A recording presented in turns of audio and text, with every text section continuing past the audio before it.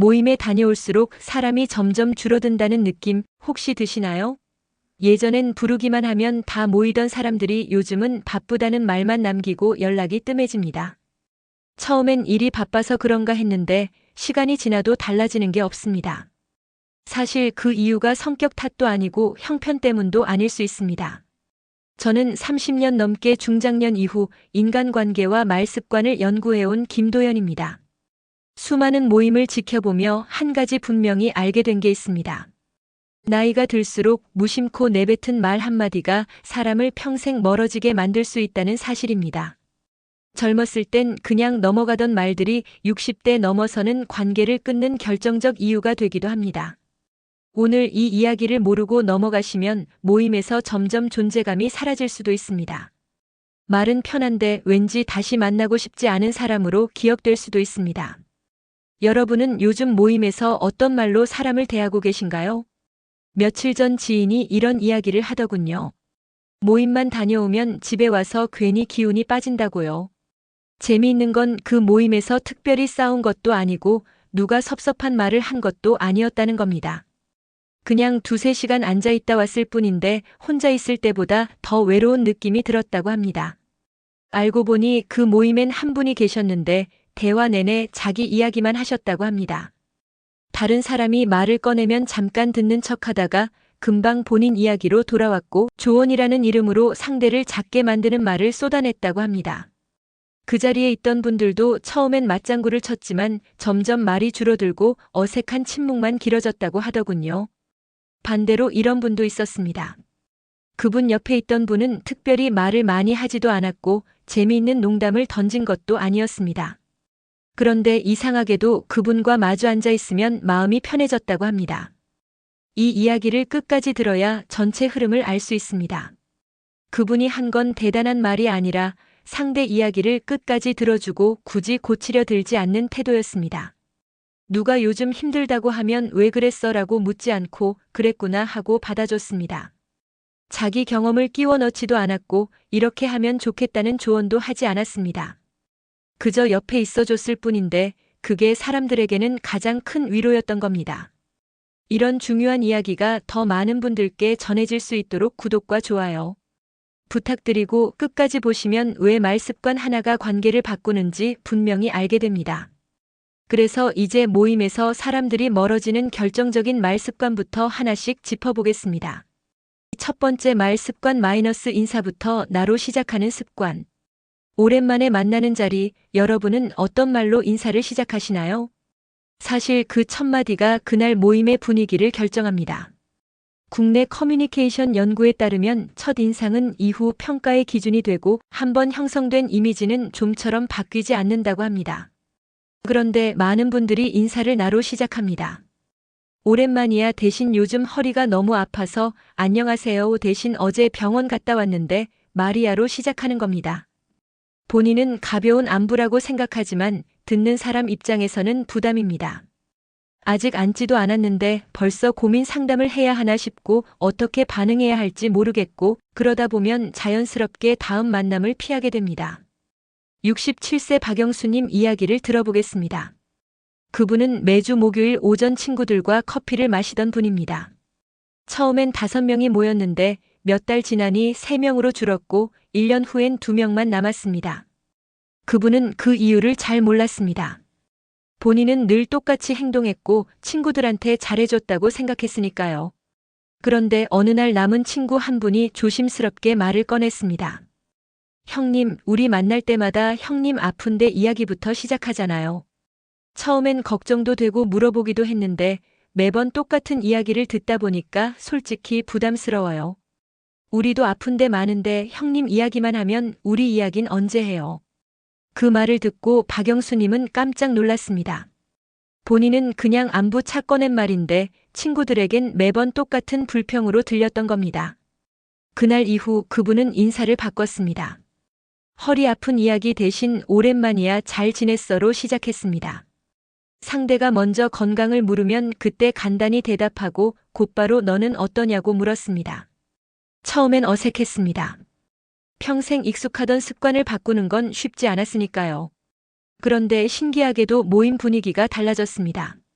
친구들이 먼저 말을 걸어오기 시작했고 대화가 양방향으로 흘렀습니다. 몇 주 지나니 떠났던 친구들도 하나둘 돌아왔습니다. 이유를 물어보니 형님이 밝아지신 것 같다고 만나도 기분이 좋아진다고 말하더랍니다. 그분은 깨달았습니다.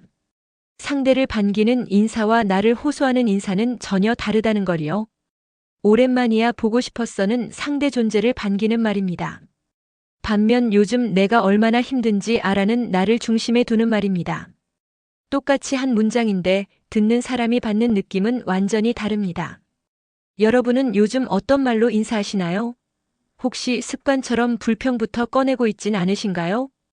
오늘부터 딱 일주일만 의식적으로 바꿔보세요. 내 이야기 대신 상대를 반기는 말로 시작해보세요. 그것만으로도 모임 분위기가 달라질 겁니다. 두 번째와 세 번째 말 습관. 두 번째는 도움이라는 이름의 조언입니다. 누군가 고민을 이야기하면 우리는 본능적으로 해결책을 내놓고 싶어집니다. 그래서 이렇게 해봐. 내가 경험해보니까 말이야 하고 조언을 시작합니다. 얼핏 보면 친절해 보입니다. 하지만 원하지 않은 조언은 상대를 작게 만듭니다. 해외 심리 연구에서는 이를 심리적 반발이라고 설명합니다. 사람은 누구나 스스로 선택하고 싶어 하는데 조언이라는 이름으로 선택권을 빼앗기면 본능적으로 거부감을 느낀다는 겁니다. 특히 나이가 비슷하거나 나보다 어린 사람한테 조언을 들으면 나를 무시한다고 느끼기 쉽습니다. 70세 이정자님은 동네 복지관에서 활동하시는 분입니다. 성격이 좋고 정도 많아서 사람들이 먼저 고민을 털어놓곤 했습니다. 그런데 언제부턴가 그분 주변에서 사람들이 조용히 멀어지기 시작했습니다. 고민을 이야기하러 오는 사람이 줄었고 모임에 나와도 말수가 적어졌습니다. 그분은 이유를 몰랐습니다.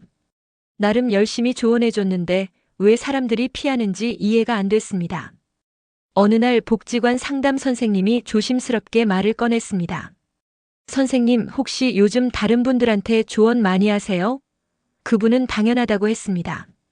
고민을 이야기하니까 도와주려고 조언을 해주는 거 아니냐고요. 그러자 상담 선생님이 말했습니다. 사실 고민을 이야기하는 사람 대부분은 답을 알고 있어요. 다만 누군가 내 이야기를 들어주길 바라는 거죠. 그런데 조언을 하면 상대는 내가 부족하다고 생각하나 내가 틀렸나 하고 움츠러들게 돼요. 특히 가르치는 말투로 조언하면 더 그래요. 이정자님은 그제야 깨달았습니다. 자신이 했던 말들을 하나하나 떠올려 보니 거의 모든 대화가 그래서 이렇게 해봐. 내가 해봤는데 마리아로 시작했습니다. 상대 이야기는 3분도 안 들었는데 자기 조언은 10분씩 늘어놓았습니다. 그게 도움이라고 생각했는데 사람들에겐 가르침으로 들렸던 겁니다. 그날 이후 그분은 대화법을 바꿨습니다. 누가 고민을 이야기하면 조언 대신 공감부터 했습니다.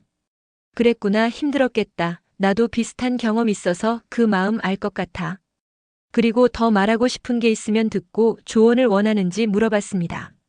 내 생각도 들어볼래 아니면 그냥 들어주면 돼? 놀랍게도 대부분은 그냥 들어달라고 했습니다. 조언을 원하는 사람은 열에 둘도 안 됐습니다. 그리고 듣기만 해줘도 사람들은 고맙다고 했습니다. 속이 시원하다고 이야기하고 나니 정리가 된다고 했습니다.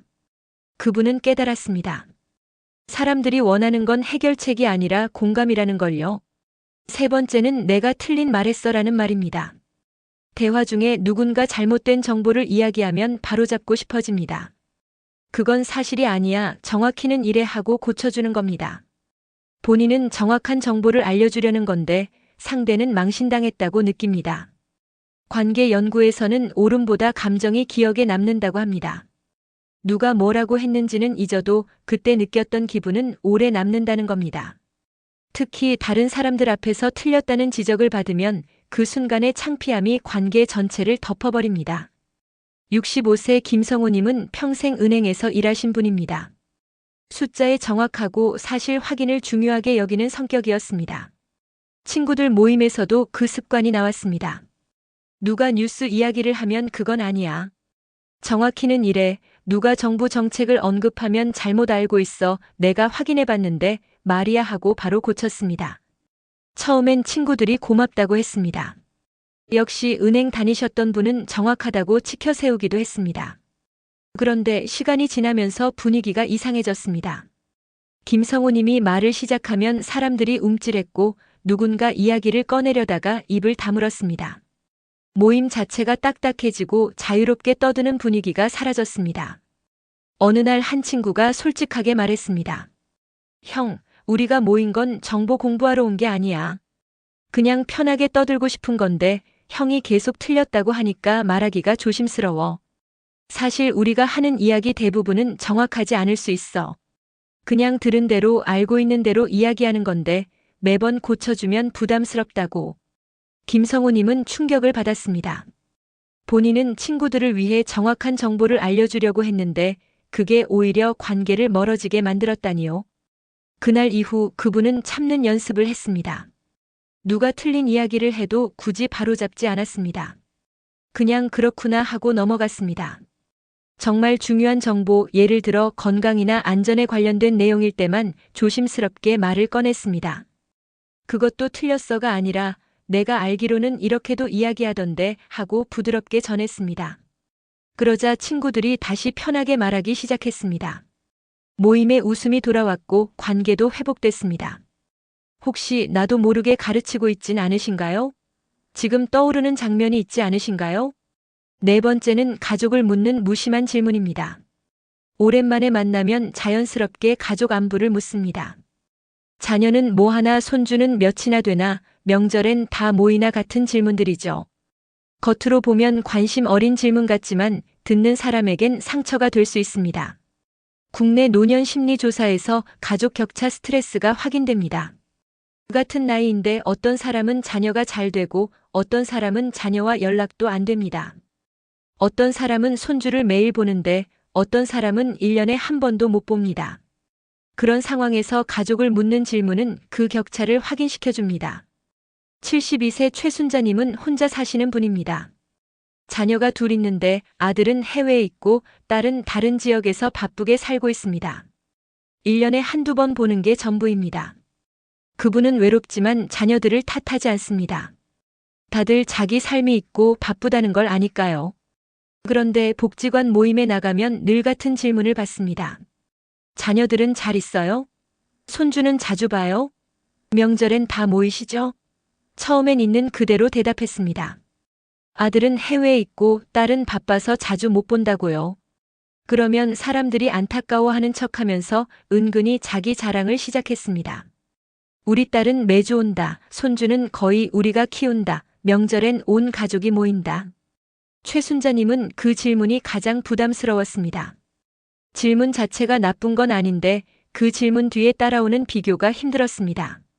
누구는 자녀가 잘 챙기는데 너는 왜 그러냐는 식의 시선이 느껴졌습니다. 그래서 어느 순간부터 모임 나가는 걸 꺼렸습니다. 나가면 가족 이야기를 해야 하고 그러면 또 비교당하고 집에 돌아오면 혼자 우울해지니까요. 그러던 어느 날 새로 오신 분이 있었습니다. 그분은 가족을 묻지 않았습니다. 대신 요즘 관심 있는 게 뭐냐고 뭐 재미있는 거 없냐고 물었습니다. 최순자님은 신기했습니다.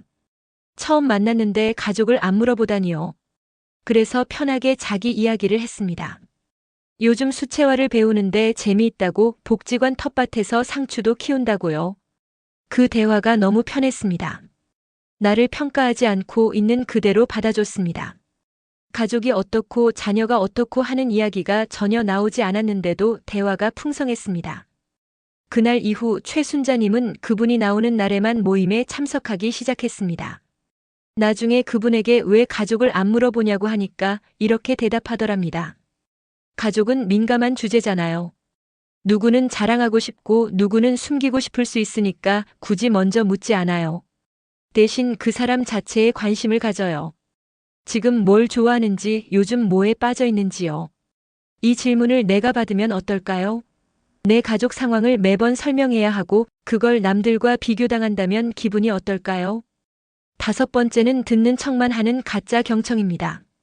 누군가 이야기할 때 고개를 끄덕이고 눈을 마주치고 응응하면서 듣는 척합니다.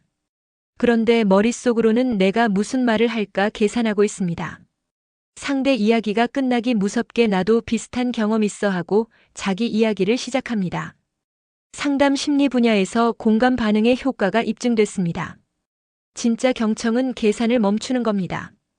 상대 말이 끝나면 뭐라고 해야지가 아니라 지금 이 사람이 무슨 말을 하는지에만 집중하는 거죠. 그러면 자연스럽게 공감이 나옵니다. 68세 오영철님은 말이 별로 없는 분입니다. 모임에 나가도 주로 듣기만 했습니다. 그런데 신기하게도 사람들은 그분 옆에 앉고 싶어 했습니다. 이유를 물어보면 다들 비슷하게 대답했습니다. 오 선생님은 진짜 들어주는 것 같아요. 말은 안 해도 내 이야기를 이해한다는 게 느껴져요. 오영철님이 특별한 기술을 쓴 건 아닙니다. 그냥 진짜로 들었을 뿐입니다. 누가 이야기하면 눈을 보고 고개를 끄덕이고 가끔 그랬구나 힘들었겠다 한마디만 했습니다. 자기 경험을 끼워 넣지 않았고 조언하려 들지도 않았습니다. 상대가 말을 다 할 때까지 기다렸고 더 하고 싶은 말이 있는지 확인했습니다. 어느 날 누가 물었습니다. 오 선생님은 어떻게 그렇게 잘 들어주세요? 그분이 대답했습니다. 별거 아니에요. 저는 그냥 상대 이야기를 들으려고 해요. 내 차례를 기다리는 게 아니라요. 사람들은 대부분 답을 알고 있어요. 그냥 누군가 들어주길 바라는 거죠. 요즘 나는 정말 듣고 있나요? 아니면 내 차례를 기다리고 있나요? 6번째는 마지막을 망치는 한마디입니다. 즐거운 만남이었는데 헤어질 때 한마디로 기분이 싹 식는 경우가 있습니다. 오늘 피곤하다. 다음엔 좀 짧게 만나자. 집 가면 할 일이 많아. 같은 말들이죠. 본인은 가벼운 푸념이라고 생각하는데 듣는 사람은 내가 부담이었나 싶습니다. 행동심리 연구에서 마지막 순간 효과가 강조됩니다. 마무리가 기억을 결정한다는 겁니다. 아무리 좋은 시간을 보냈어도 마지막이 안 좋으면 전체 기억이 안 좋게 남습니다. 반대로 헤어질 때 따뜻한 말 한마디만 건네도 그날 만남 전체가 좋은 기억으로 남습니다. 66세 한미자님은 친구들과 주 1회 등산 모임을 하시는 분입니다. 처음엔 다들 즐겁게 다녔는데 어느 순간부터 분위기가 어색해졌습니다. 다음 일정을 잡으려고 하면 다들 바쁘다고 했고 모임 자체가 흐지부지 되는 것 같았습니다. 한미자님은 이유를 몰라서 고민했습니다. 그러다 한 친구가 조심스럽게 말을 꺼냈습니다. 미자야, 혹시 우리가 너한테 부담이야? 헤어질 때마다 피곤하다고 하잖아. 처음엔 그러려니 했는데 매번 그러니까 우리가 너를 힘들게 하나 싶어서. 한미자님은 깜짝 놀랐습니다. 본인은 그냥 등산하고 나서 당연히 느끼는 피곤함을 표현한 것뿐이었습니다. 친구들이 부담스러워서가 아니라 운동 후에 느끼는 자연스러운 피로를 말한 거였죠. 그런데 친구들은 그 말을 매번 듣다 보니 자기들이 미자 씨를 피곤하게 만드는 사람들이라고 생각하게 됐던 겁니다. 그날 이후 한미자님은 헤어질 때 하는 말을 바꿨습니다. 피곤하다 대신 오늘 덕분에 기분 좋다고 했습니다. 다음엔 좀 짧게 만나자 대신 다음엔 또 어디 갈까 기대된다고 했습니다. 같은 상황인데 표현만 바꿨을 뿐인데 친구들 반응이 완전히 달라졌습니다. 친구들이 먼저 다음 일정을 제안하기 시작했고 모임에 활기가 돌았습니다. 한 친구는 요즘 미자가 밝아진 것 같다고 같이 있으면 기분이 좋아진다고 말했습니다. 한미자님은 깨달았습니다. 마지막 말 한마디가 그 사람 전체 인상을 결정한다는 걸요. 오늘 헤어질 땐 어떤 말을 하실 건가요? 피곤하다는 말 대신 덕분에 좋았다는 말을 해보시겠어요? 이제 이 말 습관들을 어떻게 바꾸면 좋을지 구체적으로 정리해 보겠습니다. 나이가 들수록 품격을 높이는 대화 실천법은 생각보다 간단합니다. 복잡한 기술이 필요한 게 아니라 작은 태도 변화만으로도 충분합니다. 먼저 말을 줄이면 관계가 깊어집니다. 젊었을 땐 말을 많이 해야 친해지는 것 같았지만 나이 들수록 침묵의 힘이 커집니다. 상대가 이야기할 때 내가 끼어들고 싶어도 참고 기다려보세요. 침묵이 불편해도 견뎌보세요. 그러면 상대가 더 깊은 이야기를 꺼냅니다. 상대 이야기의 감정을 반복해주는 것도 좋습니다. 누가 힘들다고 하면 그랬구나 힘들었겠다. 누가 기쁘다고 하면 정말 기뻤겠다 하고 감정만 되돌려주세요. 해결책도 조언도 자기 경험도 필요 없습니다. 그 한마디만으로도 상대는 이해받았다고 느낍니다. 공감의 말을 해본 적 있으신가요? 열린 질문은 대화를 살립니다. 왜 그랬어? 같은 질문은 상대를 작게 만듭니다. 대답을 정해놓고 묻는 질문도 마찬가지입니다. 대신 요즘 관심 있는 게 뭐야? 뭐가 제일 재미있어? 같은 질문을 해보세요. 상대에게 선택권을 주고 있나요? 칭찬도 조심해야 합니다. 젊어 보인다, 건강해 보인다 같은 외모 칭찬은 부담스럽습니다. 우리 나이엔 외모를 칭찬받아도 기쁘지 않습니다. 오히려 거짓말처럼 들리거나 비교당하는 느낌이 듭니다. 외모와 건강 언급은 피하세요. 대신 노력과 태도를 칭찬하세요. 꾸준히 운동하는 게 대단하다, 새로운 걸 배우려는 자세가 멋있다 같은 말이 훨씬 진심으로 들립니다. 어떤 칭찬이 더 따뜻할까요? 마무리. 오늘 이야기의 핵심은 단순합니다. 잘못된 말습관은 사람을 멀어지게 하고 바른 말습관은 평생 관계를 남깁니다. 화려한 말보다 조용한 배려가, 옳은 말보다 따뜻한 공감이 훨씬 오래 기억됩니다. 나이가 들면 자연스럽게 주변 사람이 줄어듭니다. 누군가는 건강이 나빠져서, 누군가는 멀리 이사가서, 누군가는 세상을 떠나서 만날 수 없게 됩니다. 그래서 남은 사람들과의 관계가 더 소중합니다. 그 관계를 지키는 건 거창한 무언가가 아니라 오늘 나눈 이 작은 말습관들입니다. 오늘 당장 실천할 단 하나는 이것입니다. 모임에서 누군가 말을 하면 고치려 들지 말고 그랬구나 한마디만 해보세요. 조언하고 싶어도 참고, 내 경험을 말하고 싶어도 참고 그냥 들어주세요. 그것만으로도 여러분은 사람들이 찾는 사람이 될 겁니다. 다음 영상에서는 나이가 들수록 더욱 조심해야 할 칭찬과 침묵의 기술을 다뤄보겠습니다. 어떤 칭찬이 사람을 편하게 하고 어떤 침묵이 관계를 깊게 만드는지 구체적으로 알려드리겠습니다. 오늘 이야기 공감되셨다면 여러분 생각도 댓글로 남겨주세요.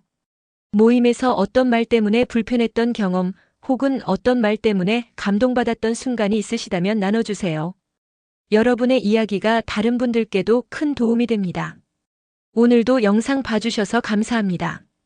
클로드는 AI이며 실수할 수 있습니다. 응답을 다시 한번 확인해 주세요.